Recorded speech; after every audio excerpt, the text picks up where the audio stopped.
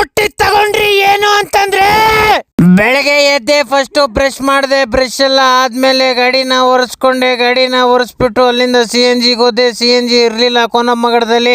ಬೆಳಗ್ಗೆ ಏನಕ್ಕೆ ಇರಲ್ಲ ಗೊತ್ತಿಲ್ಲ ನನಗೆ. ಅದಕ್ಕೆ ಮತ್ತೆ ಅಲ್ಲಿಂದ ಹೋದೆ ಬೇರೆ ಕಡೆ. ಫುಲ್ ಟ್ಯಾಂಕ್ ಗ್ಯಾಸ್ ಹಾಕ್ಸ್ಕೊಂಡೆ. ಆಮೇಲೆ ಡ್ಯೂಟಿಯಲ್ಲಿ ಸಿಕ್ತು, ಚರ್ಚ್ ಹಾಕ್ಬಿಟ್ಟೆ. ಆಮೇಲೆ ಹೊಟ್ಟೆ ಹಸಿತಾಯ್ತು ಅಂದ್ಬಿಟ್ಟು ಚೆನ್ನಾಗಿ ಬಾರಿಸ್ಬಿಟ್ಟು ಅದಾದ್ಮೇಲೆ ಮತ್ತೆ ಡ್ಯೂಟಿ ಹೊಡೆದೆ.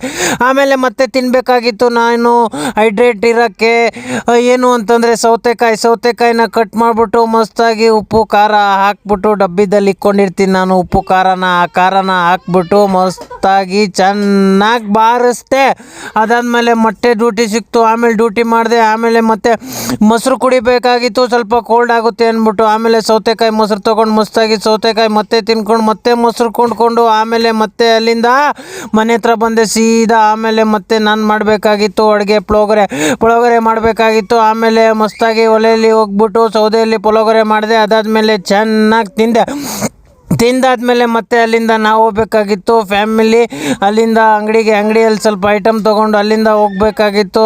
ಪೆಟ್ರೋಲ್ ಹಾಕ್ಸ್ಕೊಂಡು ರಾಜರಾಜೇಶ್ವರಿ ನಗರ್ಗೆ ಅಲ್ಲಿ ಸ್ವಲ್ಪ ಕೆಲಸ ಇತ್ತು. ನೈಸ್ ರೋಡ್ ಹತ್ತಿದ್ಮೇಲೆ ಕೆಲಸ ಮುಗಿಸ್ಕೊಂಡ್ಬಂದ್ವಿ. ಅದಾದಮೇಲೆ ದುಡ್ಡು ಕೊಟ್ಬಿಟ್ಟು ಮಾವಿನ ಹಣ್ಣು ತೊಗೊಂಡ್ವಿ.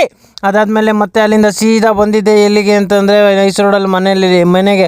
ನೈಸ್ ರೋಡ್ ಫುಲ್ಲು ಜಾಮ್ ಆಗೋಗಿತ್ತು. ಮತ್ತು electron city full jam, M5 mall ಹತ್ರ ಫುಲ್ಲು ಜಾಮು. ಯಾಕೆ ಅಂತಂದರೆ ಎಲ್ಲ ಊರಿಗೆ ಹೋಗ್ಬೇಕಾಗಿತ್ತು ತಮಿಳ್ನಾಡಿಗೆ, ಅದಕ್ಕೋಸ್ಕರ ಫುಲ್ಲು ಜಾಮು.